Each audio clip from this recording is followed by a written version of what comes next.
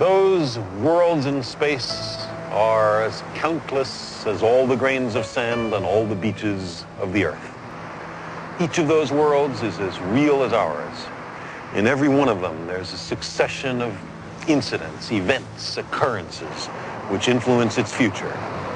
Countless worlds, numberless moments, an immensity of space and time.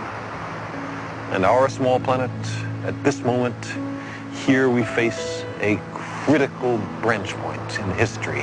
What we do with our world right now will propagate down through the centuries and powerfully affect the destiny of our descendants.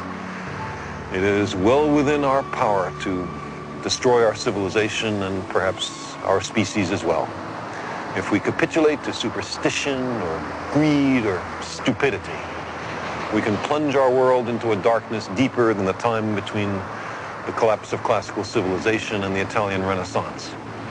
But we are also capable of using our compassion and our intelligence, our technology and our wealth to make an abundant and meaningful life for every inhabitant of this planet, to enhance enormously our understanding of the universe and to carry us to the stars.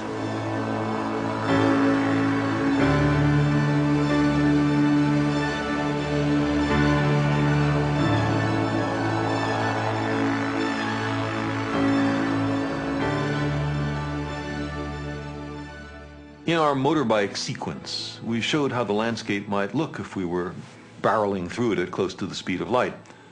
Since then, inspired by this sequence, Ping-Kang Seung at Carnegie Mellon University produced an exact computer animation. This is what you'd see if you were traveling at ordinary speeds through this red and white lattice. But this is how it would appear if you were traveling the same route at close to the speed of light. We're probably many centuries away from traveling close to the speed of light and experiencing time dilation. But even then, it might not be fast enough if we wanted to travel to some distant place in the galaxy, say, and then come back to Earth in our own epoch. Some years after completing Cosmos, I found myself taking time out from my scientific work to write a novel about travel to the center of the Milky Way galaxy.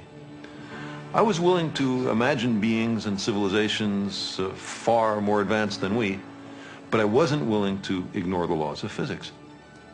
Was there, even in principle, a way to get very quickly to 30,000 light years from Earth?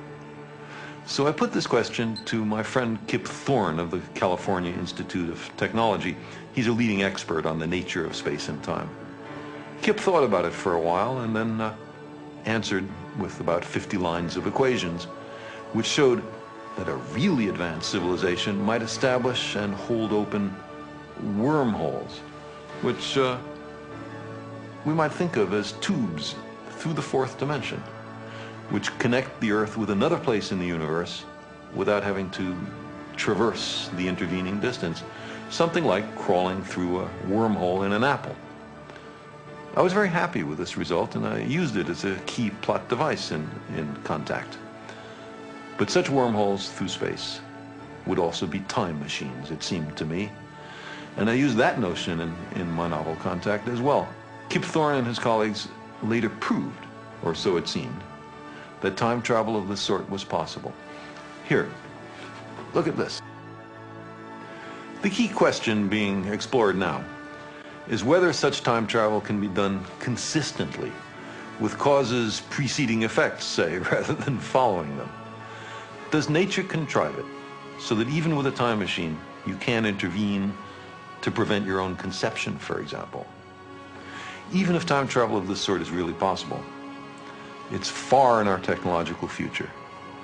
But maybe other beings, much more advanced than we, are voyaging to the far future and the remote past, not a measly 40 years ago on Earth, but to witness the death of the sun, say, or the origin of the cosmos.